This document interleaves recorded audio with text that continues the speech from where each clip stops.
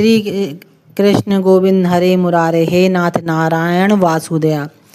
शरद पूर्णिमा का महाराज। भगवान शिव से बड़ा कोई श्री विष्णु का भक्त नहीं है और भगवान विष्णु से बड़ा कोई शिव का भक्त नहीं है। इसलिए भगवान शिव सबसे बड़े वैष्णव और भगवान विष्णु सबसे बड़े शिव कहे जाते हैं। 9 साल के छोटे बाल रूप में जब श्री कृष्ण ने वृंदावन में महाराज का उद्घोष किया तो पूरे ब्रह्मांड के तपस्वियों प्राणियों में भयंकर हलचल मच गई कि काश में हमें भी इस महाराज में शामिल होने का मौका मिल जाए।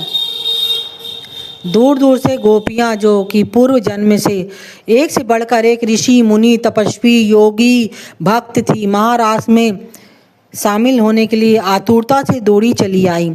महाराज में शामिल होने वालों की योग्यता को परखने की जिम्मेदारी थी श्री ललिता सखी की, जो स्वयं श्री राधा जी की प्राण प्रिया सखी थी और उन्हीं का स्वरूपा भी थी। हमेशा एकांत में रहकर कठोर तपस्या करने वाले भगवान शिव को जब पता चला कि श्री वृंदावन में श्री कृष्ण महाराज शुरू करने जा रहे हैं तो वे भी अत्यंत खुश होकर, भगवान शिव भी अत्यंत प्रसन्न होकर तुरंत अपनी तपस्या छोड़ पहुँचे श्री वृंदावन धाम और बड़े आराम से सभी गोपियों के साथ रास का स्थल में प्रवेश करने लगे।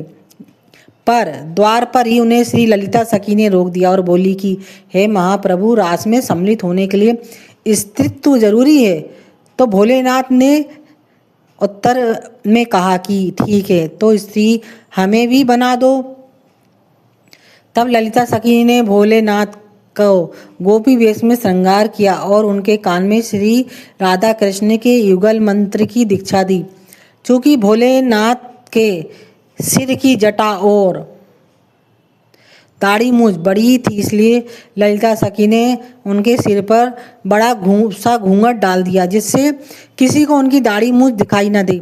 महादेव के अति बलिष्ठ और बेहद लंबे चौड़े शरीर की वजह से वो सब गोपियों से एकदम अलग और विचित्र गोपी लग रहे थे, जिसकी वजह से हर गोपी उनको बड़े आश्चर्य से देख रही थी।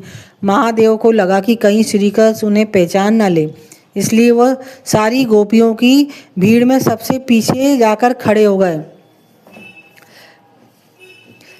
पर अंतर्यामी भगवान श्री कृष्ण हर लीला को पूर्व से ही जानते हैं। तब भगवान श्री कृष्ण ने शंकर जी से उन्होंने विनोद के लिए कहा कि महाराज सबसे पीछे से शुरू किया जाए। इतना सुनते ही भोलेनाथ घबराए और घूंघट में ही दौड़ते दौड़ते सबके आगे आकर खड़े हो गए।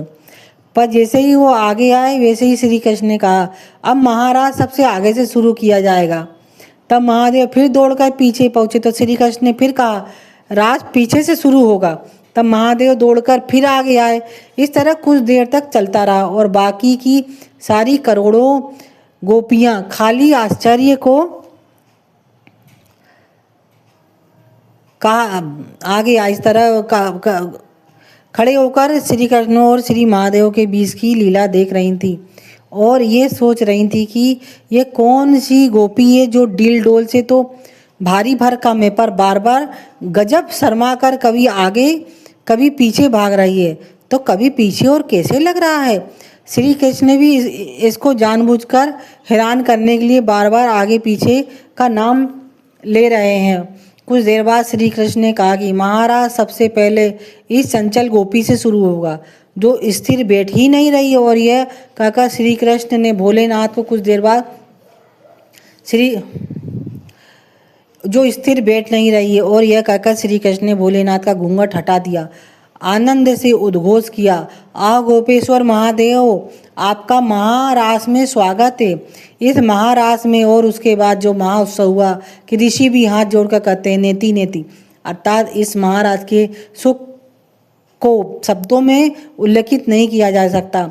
सबसे भगवान शिव गोपेश्वर के रूप में साक्षात निवास करते हैं। वृंदावन के गोपेश्वर महादेव मंदिर में जहाँ उनका रोज शाम को गोपी रूप में श्रृंगार किया जाता नित्य रास के लिए।